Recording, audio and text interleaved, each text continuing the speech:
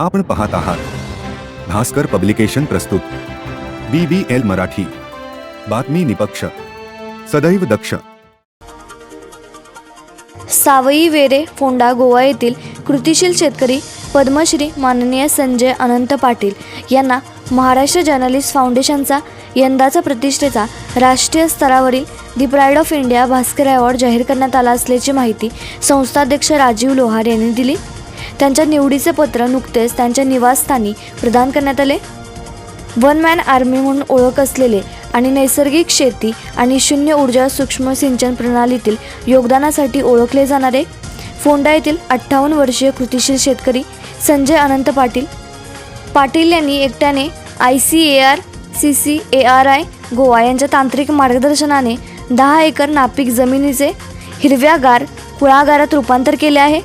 शिलवाडा सावई वेरे येथे त्यांनी आपल्या कुळागारात किलोमीटरपेक्षा जास्त लांब भुयारे मारून डोंगरावरून पाणी आणण्याची किमया केली आहे. श्री संजय अनंत पाटील यांचा जन्म 1964चा. त्यांचे 5वी ते 9वीपर्यंत कमलाबाई हेदेमध्ये शिक्षण झाले, तर 9वीपर्यंत शिक्षण शिरोडा येथे मामांच्या घरी राहून झाले. नंतर 10वी उत्कर्षमध्ये. वडिलांच्या आजारपणामुळे 11वी नंतर शिक्षण सोडून बागायती शेतीमध्ये त्यांनी लक्ष दिले. 4 वर्ष बागायतदार सोसायटीत नोकरी करून 1986 पासून पूर्णपणे बागायतीमध्ये लक्ष घातले. 1991 पासून पारंपरिक पद्धती सोडून नैसर्गिक शेतीचा अवलंब केला.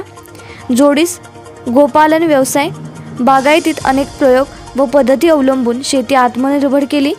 एका गायीच्या शेणामूतापासून केलेल्या जीवामृतावर 10 एकर जमीन समृद्ध होऊ शकते हे सिद्ध केले.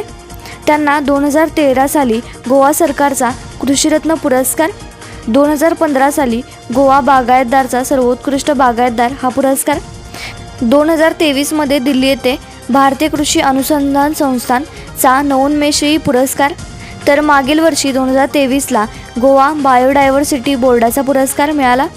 या आदर्श कार्याप्रती त्यांना नुकताच जानेवारी 2024मध्ये केंद्र सरकारचा पद्मश्री जाहीर झाला आहे. पाहूयात त्यांच्या कृषी क्षेत्रातील कार्याचा थोडक्यात आढावा त्यांच्या शब्दात.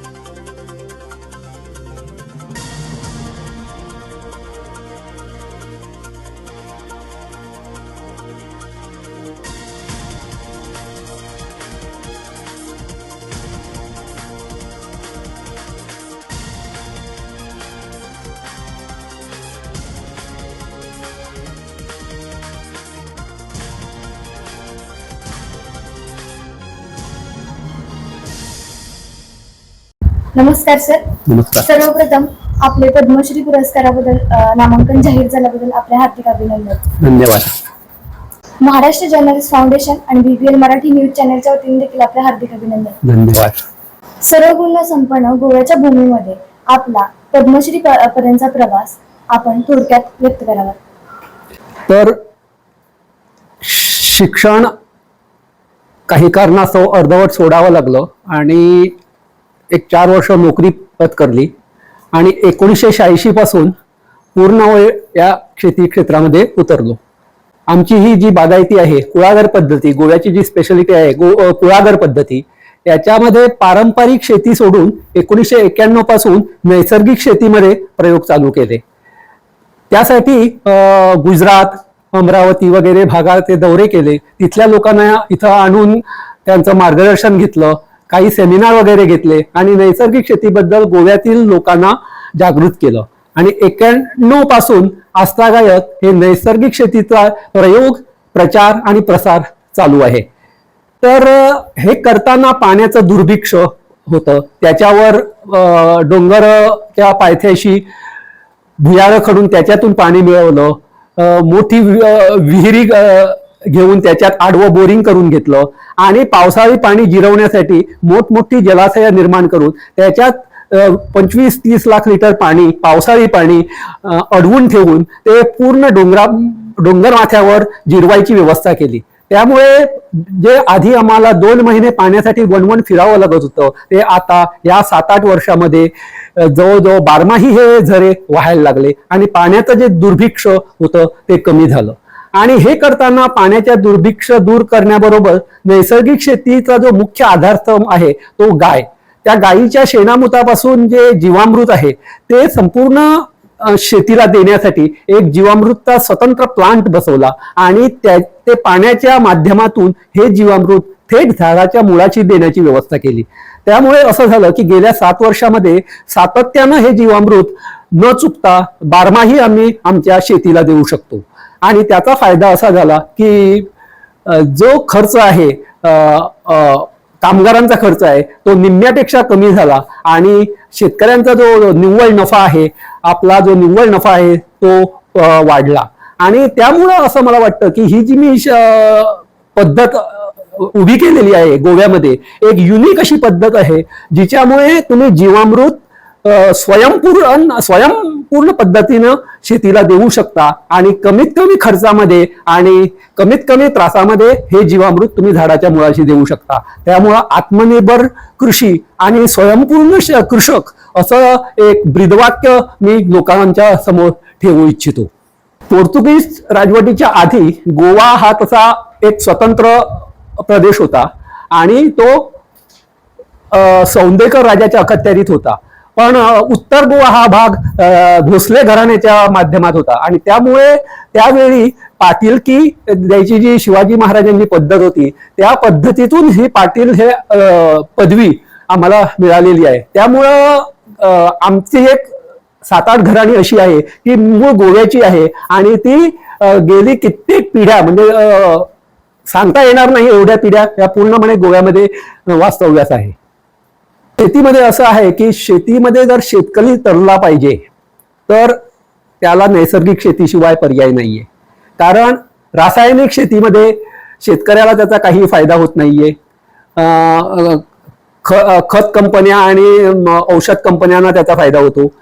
सेंद्रिय शेतीमध्ये सुद्धा फक्त तुम्ही केमिकलच्या ऐवजी सेंद्रिय पदार्थ वापरतात, तिथेही शेतकऱ्याला काही फायदा होत नाहीये. पण शेतकऱ्याला जर फायदा होणार आणि त्याचा जर निव्वळ नफा वाढणार तर त्याला नैसर्गिक शेती हाच एक पर्याय आहे. आणि गेल्या 36-37 वर्षाच्या अनुभवातून आम्ही हे सांगतो की कमीत कमी उत्पादन खर्च आणि जास्तीत जास्त निव्वळ नफा हे जे काय तंत्र आहे हे आम्ही आत्मसात केलेलं आहे. आणि याच्यातून जर शेतकऱ्याला तरुण जायचं आहे आणि मुख्यत्वे महाराष्ट्रातल्या शेतकऱ्याला, कारण जिथं कोरडवाहू शेती असते तिथं असे काही प्रयोग आम्ही केलेले आहेत की ज्याच्यामुळं हवामानामध्ये असलेले जो गारवा आहे, जो आर्द्रता आहे ती खेचून घेण्याची क्षमता त्या पद्धतीमध्ये आहे आणि त्याच्यातून कोरडवाहू शेती सुद्धा तुम्ही चांगल्या प्रकारे उभी करू शकता. शेवटी असं आहे की हा ज्याच्या त्याचा मनाचा कल आहे. हे मनापासून वाटलं पाहिजे की आपण शेती करावी, दुसऱ्यांना काहीतरी पिकवावं आणि मला खायला मिळावं. ही जी परावलंबी वृत्ती आहे ही वृत्ती दूर झालीच पाहिजे आणि कुणीतरी पिकवल्याशिवाय हे जग चालणार नाही. मग दुसऱ्यांना पिकवणं आणि मी खाणं यापेक्षा मी पिकवणं आणि 10 लोकांना खायला घालणं हे जास्त श्रेयस्कर आहे. आणि अन्नदाता ही जी अत्यंत जगातली महान पदवी आहे ती प्राप्त करणं हे शेतकऱ्याला निश्चितपणे भूषणावं आहे. आणि त्यामुळे नवीन पिढीनं निश्चितपणे शेतीमध्ये सुद्धा पद्मश्री सारखा पुरस्कार प्राप्त होऊ शकतो हे या घटनेनं सिद्ध झालेलं आहे. एक कृतीशील आणि प्रगतशील शेतकरी म्हणून आपली गोवा परिसरात अत्यंत चांगल्या पद्धतीची ओळख निर्माण झालेली आहे आणि आपला हा जो प्रवास आहे अतिशय खडतर वगैरे आणि आपण पद्मश्री पर्यंत पोहोचला. देशाचा सर्वोच्च पुरस्कार आपल्याला शेती क्षेत्रातला हा मिळालेला आहे. त्याबद्दल आमच्या BBL Marathi channel, Maharashtra journalist फाउंडेशनच्या वतीने आपले मनपूर्वक हार्दिक अभिनंदन. आणि ह्या जी ऊर्जा तुम्हाला पद्मश्रीच्या रूपाने मिळाली त्या ऊर्जेनंतर भविष्यात तुम्ही काय करू शकाल? या पद्मश्री पुरस्काराचं च्या निमित्तानं जी आम्ही नैसर्गिक शेतीची पद्धत संपूर्ण देशामध्ये केंद्र सरकारनं लागू केलेली आहे आपल्या विभागामार्फत, त्यामुळं मी अत्यंत आभारी आहे केंद्र सरकारचा. आणि ही गेल्या 35 वर्षापासून आम्ही जो प्रचार प्रसार करत होतो त्याला आज यश आलेलं आहे. आणि ही पद्धत सातत्यानं हिचा प्रचार आणि प्रसार व्हावा म्हणून आम्ही याच्या पुढेही आमची यथाशक्ती जी काय आम्हाला शक्य आहे ते आम्ही याच्या पुढेही करत जाऊ. आणि दुसरी गोष्ट याच्या पुढची ही पायरी अशी आहे की नैसर्गिक शेतीच्याही पुढे जाऊन आध्यात्मिक शेती जी आपल्या ऋषीमुनींनी घालून दिली होती त्या शेतीचे प्रयोग करणं आणि ते समाजामध्ये रूढ करणं याच्यावर आमचा याच्या पुढच्या काळामध्ये भर राहील. धन्यवाद. आपण पाहत आहात भास्कर पब्लिकेशन प्रस्तुत BBL मराठी. बातमी निपक्ष, सदैव दक्ष.